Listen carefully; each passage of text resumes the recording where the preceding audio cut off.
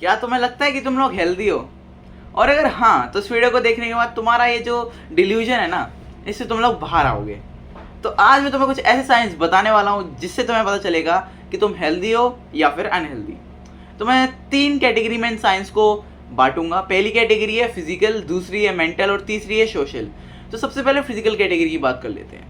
अगर तुम मोटे हो, बहुत ओबीज हो, किस इस तरीके से तुम्हारी बॉडी दिखती है, और या फिर तुम बहुत ज़्यादा पतले हो, कुछ इस तरीके से तुम्हारी बॉडी दिखती है, ये दोनों ही बॉडी टाइप्स अनहेल्दी हैं। क्योंकि अगर तुम बहुत ज़्यादा पतले हो तो तुम्हारी एपेटाइट उतनी होगी नहीं, तुम्हारे में मसल्स उतने होंगे नहीं, तुम्हारे में फंक्शन करने के लिए अच्छे से बॉडी के पास उतनी एनर्जी होगी नहीं। और दूसरी तरफ आप अगर ओबीज हो, बहुत ज़्यादा मोटे हो, तो तुम्हारी बॉडी के पास कुछ ज़्यादा ही फैट होगा। इससे तुम्हारे हार्ट पर लोड आएगा, तुम्हारा कोलेस्ट्रॉल बढ़ा होगा, तुम्हें फैटी लिवर जैसी प्रॉब्लम्स हो सकती हैं और बहुत सारी चीज़ें हो सकती हैं जो तुम्हारी लाइफ में आगे चल के हर्डल बनेंगी। सो मैं तुम्हें रिकमेंड करता हूँ कि ना फैट रहो ना स्किनी रहो, थोड़ा सा तुम बीच का बन जाओ। यानी कि स्किनी फैट नहीं बोल रहा हूँ मैं, स्किनी फैट तो बहुत ख़राब हो जाएगा। मैं बोल रहा हूँ थोड़े से, अगर तुम स्किनी हो तो थोड़ा सा फैट और मसल दोनों गेन करो, और अगर तुम बहुत ज़्यादा मोटे हो तो सबसे पहले तुम फैट लूज करो। और अगर तुम टीनेजर हो तो तुम कुछ भी मत करो। तुम अगर पतले हो तो ज़्यादा खा सकते हो, कोई दिक्कत नहीं है, ज़्यादा खाओ। पतले हो तो ज़्यादा खाओ, और अगर मोटे हो तो अपनी मेंटेनेंस कैलोरीज में खाओ। मेंटेनेंस कैलोरीज होती हैं जिन कैलोरीज पे तुम्हारा वेट मेंटेन होता है। क्योंकि अगर टीनेज इंसान को अच्छे से खाने को नहीं मिलता है ना, टीनेजर को अच्छे से खाने को नहीं मिलेगा, तो उसकी हाइट वाइट बढ़ेगी नहीं, ग्रोथ होगी नहीं उसकी बॉडी में। तो इसलिए मैं आपसे कह रहा हूँ। सेकेंड फिजिकल साइन है लो एपिटाइट। आपको भूख ही नहीं लगती। अब इसके बहुत सारे रीजन हो सकते हैं आपको भूख नहीं लगती। या तो आपके पेट के अंदर खाना बहुत ज़्यादा भरा हुआ है, या फिर वो डाइजेस्ट नहीं हो पा रहा ठीक से, इसलिए आपको लो एपेटाइट जैसा फील हो रहा है। तो लो एपेटाइट मतलब होता है कि खाने में आपको भूख नहीं लग रही बिल्कुल। इसका मतलब ये भी हो सकता है कि आपका जो लिवर है वो ठीक से फंक्शन ही नहीं कर रहा है। आपका जो डाइजेस्टिव सिस्टम है उसके अंदर कुछ ऐसी दिक्कत आ चुकी है जिसकी वजह से तुम्हें भूख लगना बंद हो चुकी है। या फिर कुछ लोगों को नेचुरली कम भूख लगती है। अगर तुम्हें बचपन से नेचुरली कम भूख लगती है तो ज़्यादा प्रॉब्लम की बात नहीं है। लेकिन अगर तुम्हें अभी 1-2 साल से या फिर कुछ टाइम से भूख लगनी कम हो चुकी है तो हो सकता है तुम्हारी बॉडी में कोई दिक्कत हो, तो डॉक्टर को दिखवाना ज़रूर ज़रूर, ठीक है। नेक्स्ट साइन जो है वो है इनडाइजेशन। अगर तुम कुछ भी खाते हो और तुम्हें इनडाइजेशन हो जाता है, तुम्हें लगता नहीं है कि वो डाइजेस्ट हुआ है ठीक से, कि तुम्हारे पेट में ही है, तुम्हें कभी कभार वॉमिट भी हो जाती है, और कुछ खाने के बाद तुम्हें ऐसा लगता है कि डाइजेस्ट नहीं हुआ वो खाना, इसका मतलब तुम्हें इनडाइजेशन की दिक्कत है और तुम अनहेल्दी हो। क्योंकि तुम्हारा डाइजेस्टिव सिस्टम अच्छे से काम नहीं करेगा तभी इनडाइजेशन होता है। तो तुम लोगों को इसको फिक्स करने के लिए अच्छे फ्रूट्स वगैरह को खाना है, ठीक है। और इनडाइजेशन के लिए मोस्टली लोग डॉक्टर पे जाते नहीं हैं, वो डाइजिन जैसी गोलियां ले लेते हैं, जो कि मैं नहीं रिकमेंड करूंगा कि तुम लो। क्योंकि यार अगर किसी चीज़ को तुम अपनी डाइट को फिक्स करके सही कर सकते हो तो उसके लिए दवाई लेने की कोई ज़रूरत नहीं है। नेक्स्ट चीज़ आती है जो बहुत सारे लोगों को अभी भी होगी, ठीक है, वो है गैस्ट्रिक इश्यूज़। गैस्ट्रिक इश्यूज़ मतलब गैस, एसिडिटी, कॉन्स्टिपेशन जैसे। अब मैं तीनों के बारे में बता देता हूँ। गैस मतलब पेट में गुड़गुड़ सी होना, ठीक है, फाट पास करना बार बार। और दूसरी चीज़ है एसिडिटी। एसिडिटी क्या होता है, देखो आपके बॉडी के अंदर एसिड रिफ्लक्स होता है। आपका जो स्टोमक है उसके ऊपर एक ओपनिंग होती है, वो बंद खुलती है बंद होती है।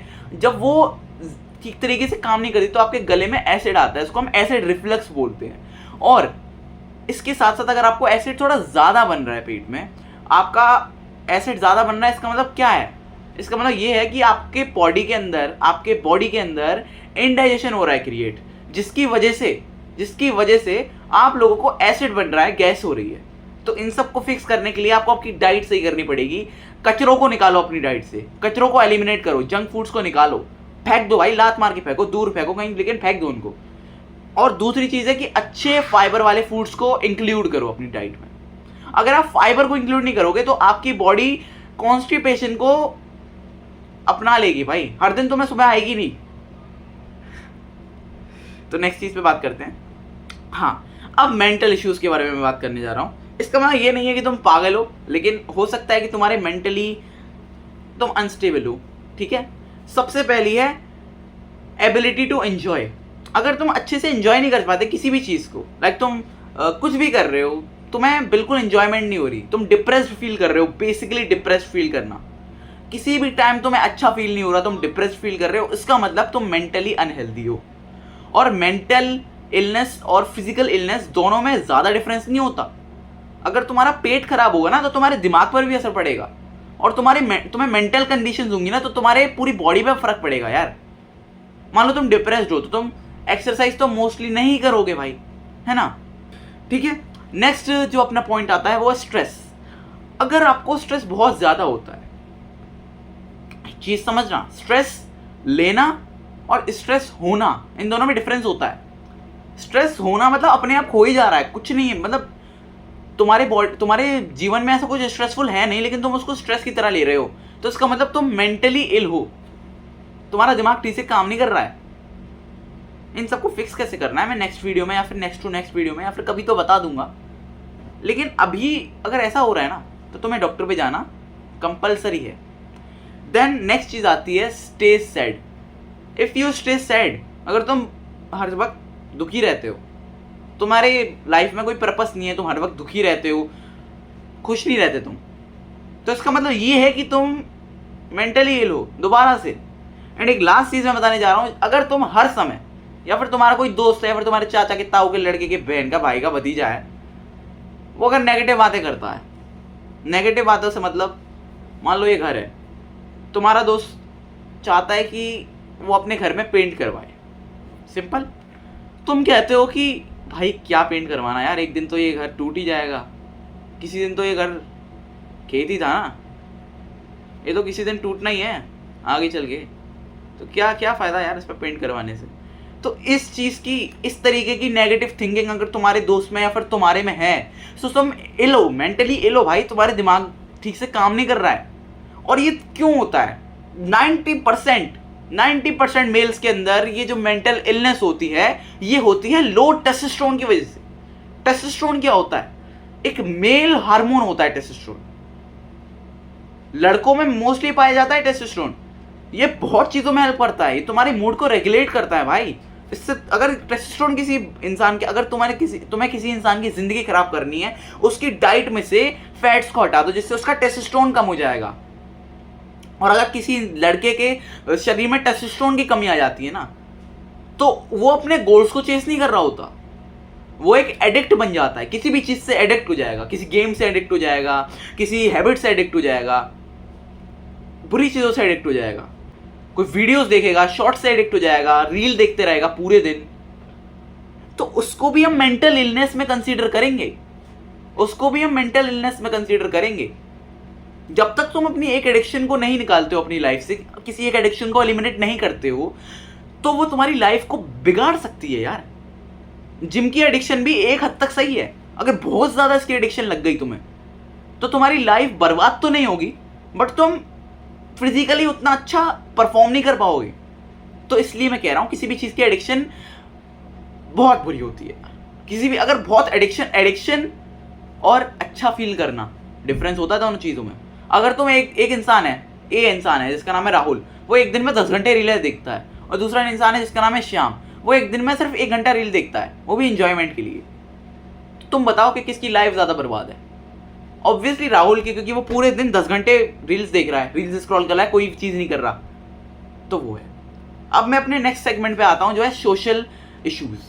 अगर तुम किसी भी स्ट्रेंजर से ठीक से बात नहीं कर पाते, तुम शॉप पे गए, तुमने मांगा कि फ्रूटी चाहिए, लेकिन तुम बोल नहीं पा रहे, तुम्हें अंदर से एंजाइटी हो रही है, घबराहट हो रही है कि भाई मैं क्या करूंगा, कैसे बोलूं, मैं बात नहीं करनी आ रही तुम्हें लोगों से, तुम्हें स्ट्रेंजर से बात नहीं करनी आ रही, तुम्हें पता नहीं चल रहा कि तुम कैसे बात करो, तो ये भी एक मेंटल इलनेस है, एक सोशल एंजाइटी है।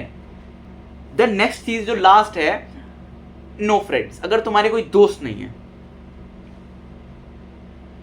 अगर तुम्हारे कोई दोस्त नहीं है, इसका मतलब ये है या तो तुम्हारे में कोई ऐसी दिक्कत है कि तुम्हें दोस्त बनाने नहीं आते,